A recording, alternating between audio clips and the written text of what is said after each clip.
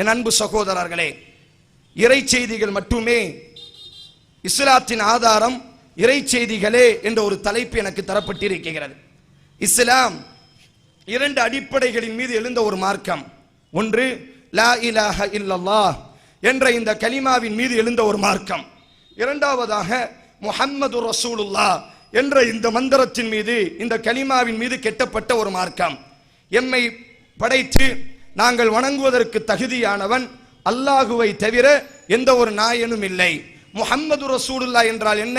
முஹம்மது ஸல்லல்லாஹு அலைஹி வஸல்லம் அல்லாஹ்வுடைய இறுதி இறை தூதராக இருக்கிறார்.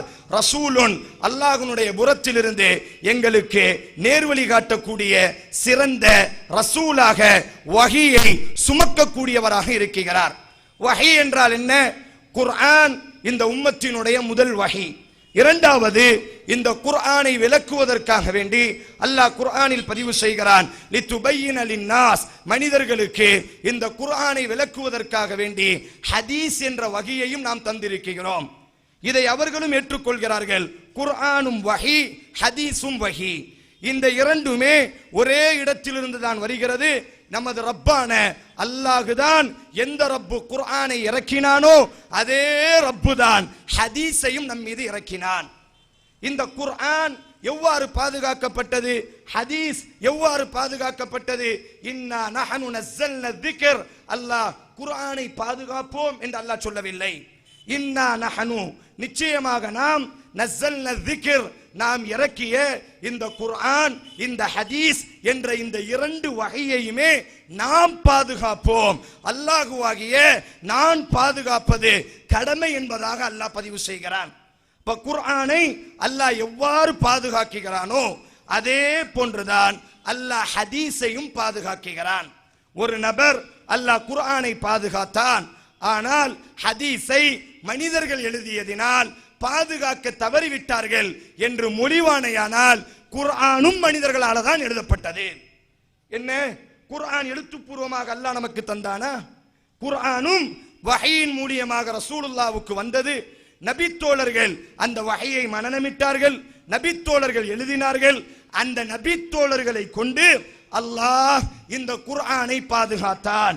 அதற்கு பிறகு அந்த குர்ஆன் எழுதப்பட்டதினால், மனனம் செய்யப்பட்டதினால், அதற்கு பிறகு இருக்கக்கூடிய மனிதர்களை கொண்டு அல்லாஹ் பாதுகாத்தான். அதே போன்றுதான் ஹதீஸும். நபித்தோழர்களுக்கு முன்னால் அல்லாஹுவின் தூதர் மொழிந்தார்கள். அல்லாஹுவின் தூதர் இந்த ஹதீஸை மொழியும் பொழுது பதிந்து வைத்தும் கொண்டார்கள் நபித்தோழர்கள். குர்ஆன் எவ்வாறு எழுதப்பட்டதோ அதே போன்று அல்லாஹ்வின் தூதரினுடைய காலத்திலேயே ஹதீஸுகளும் எழுதப்பட்டது. இமாம் புகாரி ரஹிமஹு, முதலில் ஒரு அடிப்படையை பதிவு செய்கிறேன். இன்றைக்கு என்ன விதைக்கிறார்கள்? குர்ஆன் அது நம்பகத்தன்மையில் உயர்வானது. ஹதீஸ் என்பது மனிதர்கள் அதை பாதுகாத்ததினால், மனிதர்கள் என்ற ரீதியில் இமாம் புகாரி தவறு செய்ய மாட்டார்களா? இமாம் முஸ்லிம் தவறு செய்ய மாட்டார்களா? இமாம் புகாரி தவறு செய்வார்கள், அவர்களினுடைய சொந்த வாழ்க்கையிலே தவறு செய்வார்கள். இமாம் முஸ்லிம் தவறு செய்யலாம், மனிதர் என்ற ரீதியில் அவர்களினுடைய சொந்த வாழ்க்கையில் தவறு செய்யலாம். ஆனால் இந்த ஹதீஸை அல்லாஹ் பாதுகாக்கிறான். குர்ஆனை அல்லாஹ் எவ்வாறு பாதுகாத்தானோ, குர்ஆனை அல்லாஹ் எவ்வாறு பாதுகாத்தானோ அதே போன்றுதான் அல்லாஹ் ஹதீஸையும் பாதுகாத்தான். அப்படியானால் குர்ஆன் அல்லாஹ் பாதுகாத்த விதம் வேறு, ஹதீஸ் அல்லாஹ் பாதுகாத்த விதம் வேறு என்பதாக நாம் பிரித்து பார்க்க ஆரம்பித்து விட்டால் நாம் காஃபிராக மாறிவிடுவோம். ஒரு நபர் குர்ஆனினுடைய நம்பகத்தன்மை அது உயர்வானது, ஹதீஸினுடைய நம்பகத்தன்மை தாழ்வானது என்று சொன்னால் இமாம் புகாரியை அவன் குறைப்படுத்தவில்லை, இமாம் முஸ்லிமை அவன் குறைப்படுத்தவில்லை, இமாம் அபூதாவுதை அவன் குறைப்படுத்தவில்லை, இமாம் ஷாஃபியையோ இமாம் மாலிக்கையோ இமாம் அபூ ஹனீஃபாயை அவன் குறைப்படுத்தவில்லை. அவன் யாரை குறைப்படுத்துகிறானேயானால் இந்த வஹீயை நாம் பாதுகாப்போம். வமா யன்திகு அனில் ஹவா, இந்த முஹம்மது ஸல்லல்லாஹு அலைஹி வஸல்லம் பேசக்கூடிய வார்த்தைகள் எல்லாம் அல்லாஹ்வுடைய வஹீ மட்டுமே என்று அல்லாஹ் சொன்னானா இல்லையா? அந்த வஹீயை நாம் பாதுகாப்போம் என்று அல்லாஹ் பொறுப்பெடுத்துக் கொண்டானா இல்லையா? அப்ப ஒரு நபர் ஹதீஸ் பாதுகாக்கப்படவில்லை, ஹதீஸிலும் பொய்யான சரக்குகள் வந்துவிட்டது, பொய்யான ஹதீசுகள் வந்தால் எப்படி, பொய்யான ஆயத்துகள் உருவானால் நம்மால் எப்படி கண்டுபிடிக்க முடியுமோ, அதே போன்று பொய்யான ஹதீசுகள் உருவானால், இட்டுக்கட்டப்பட்ட ஹதீசுகள் உருவானால், தவறான ஹதீசுகள் உருவானால் அல்லாஹ் அதையும் பிரித்தறியக்கூடிய ஒரு பாதுகாப்பு தன்மையை அல்லாஹ் இஸ்லாத்திற்கு கொடுத்திருக்கிறான்.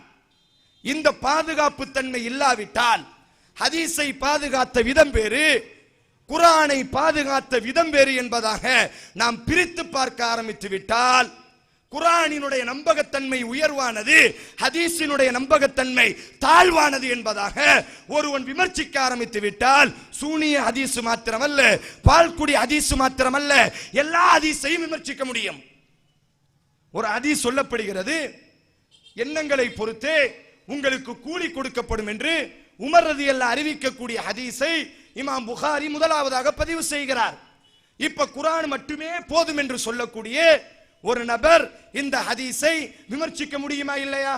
இந்த பாகுபாடை கொண்டு வந்தால் குர்ஆனின் பாதுகாப்பு தன்மை வேறு, ஹதீஸின் பாதுகாப்பு தன்மை வேறு என்பதாக இரண்டையும் பிரித்து பார்த்து விட்டால் சர்வசாதாரணமாக விமர்சித்து விடலாம். குர்ஆன் பாதுகாக்கப்பட்டது அல்லாஹ்வால்.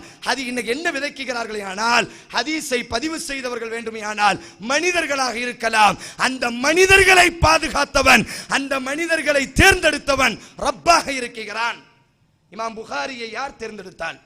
முஹம்மது நபியினுடைய ஹதீஸை தொகுக்க வேண்டும் என்று தனது நபிமொழியான தனது வஹையை பாதுகாப்பதற்கு அல்லாஹ் புகாரியை தேர்ந்தெடுத்தான். இமாம் புகாரி, இமாம் முஸ்லிம் ஒரு ஹதீஸ் சஹீஹ் ஆகுவதற்கு 4 நிபந்தனைகள் வைக்கிறார்கள். அறிவிப்பாளர் சரியாக, இதுதான் மிக முக்கியமானது. அறிவிப்பாளர்கள் மத்தன் என்று சொல்லப்படும், அதாவது ஹதீஸினுடைய கருத்து. இரண்டாவது அறிவிப்பாளர்கள். அறிவிப்பாளர் சரியாக இருந்தால் அந்த ஹதீஸ் சரியாகத்தான் இருக்கும். இமாம் புகாரி பதிவு செய்கிறார்கள், நபிகள் நாயகம் ஸல்லல்லாஹு அலைஹி வஸல்லம் நபித்தோழர்களினுடைய வாழ்க்கையில் மஸ்ஜிதில் கிப்லத்தைன் என்ற பள்ளிவாசல் மதீனாவிலே இருக்கிறது. இந்த பள்ளிவாசலுக்கு 2 கிப்லாக்களை சுமக்கக்கூடிய பள்ளி என்று பெயர்.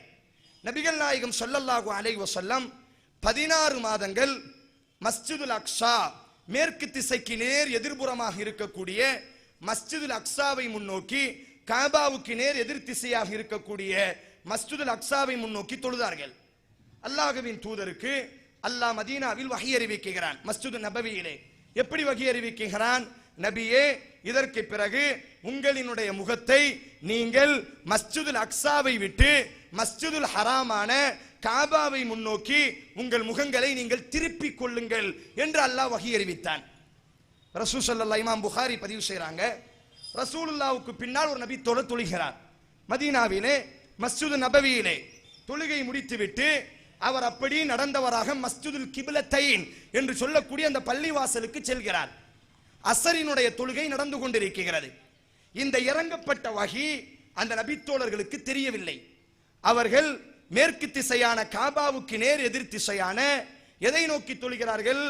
மஸ்ஜிதுல் அக்ஸாவை வஹி இறங்குவதற்கு முன்னால் எதை நோக்கி தொழுதார்களோ அதை நோக்கி தொழுது ருக்குவிலே இருந்து கொண்டிருக்கிறார்கள். இப்பொழுது ஒரே ஒரு நம்பகமான நபித்தோழர், ஒரே ஒரு நம்பகமான நபித்தோழர், இதுதான் ஹதீஸ். ஹதீஸினுடைய சுருக்கத்தை, ஹதீஸ் பாதுகாக்கப்பட்ட வழிமுறையை நம்பகமான ஒரு நபர் அறிவிப்பாரையானால் அதில் முரண்பாடுகள் இருக்கும் பட்சத்தில் நமது அறிவில் தான் முரண்பாடு இருக்குமே தவிர, அல்லாஹ் தான் குர்ஆனை பேசினான், ஹதீஸும் அல்லாஹ் தான் பேசினான் என்று சொன்னால் 2 வார்த்தையையும் மொழிந்தவன் யார்? அல்லாஹ் மொழிந்திருக்கிறான். அல்லாஹ்விடத்தில் முரண்பாடு வருமா? லா தப்தீல லி கலிமாத்தில்லாஹ், அல்லாஹ் கேட்கிறான். எனது வார்த்தையில் புரட்டல் இருக்குமா? அல்லாஹ் கேட்கிறான். அப்ப ரசூல் ஸல்லல்லாஹு அலைஹி வஸல்லம் தொழுகை முடித்து அந்த நபித்தோழர் செல்கிறார். மஸ்ஜிதுல் கிப்லத்தைனில் எல்லா நபித்தோழர்களும் காபாவுக்கு நேர் எதிர் திசையான மஸ்ஜிதுல் அக்ஸாவை நோக்கி தொழுகிறார்கள், ருக்குவிலே இருந்து கொண்டிருக்கிறார்கள். வஹி வந்த செய்தி அறிந்த அந்த நபித்தோழர் இப்பொழுது அந்த நபித்தோழர்களுக்கு ஓதி காமிக்கிறார். என் அன்பு நபித்தோழர்களே, நீங்கள் எங்கிருந்து கொண்டாலும் உங்களினுடைய முகத்தை இதற்கு பிறகு காபாவை நோக்கி திருப்பிக் கொள்ளுங்கள் என்று அல்லாஹ் வஹி அறிவித்து விட்டான் என்ற அந்த ஆயத்தை ருக்குவிலே இருக்கக்கூடிய நபித்தோழர்களுக்கு ஞாபகம் ஊட்டுகிறார். அந்த நபித்தோழர்கள் என்ன செஞ்சாங்க? அறிவிக்கக்கூடிய அறிவிப்பாளர் ஒருத்தர், நம்பகமானவர். ரசூல்லா பக்கத்துல தான் இருக்கிறாங்க. ரசூல்லாட்ட தொழுகையை முடிச்சுட்டு போய் கேட்டுடலாமா என்று பார்த்தார்களா? அறிவிக்கக்கூடிய அறிவிப்பாளர் சரியானவராக இருந்தால் அல்லாஹ் அவர்களை கொண்டுதான் வஹியை பாதுகாக்கிறான் என்ற தெளிவு அவர்களுக்கு இருந்ததினால் ருக்குவில் இருந்த நிலையிலேயே அப்படியே காபாவை நோக்கி திரும்புகிறார்கள். அப்ப அவர்கள் பார்த்த அளவுகோல் என்ன? அறிவிப்பாளர் சரியானவராக இருந்தால் அதற்கு தானே அறிவிப்பாளர்களை அல்லாஹ் பாதுகாக்கிறான்.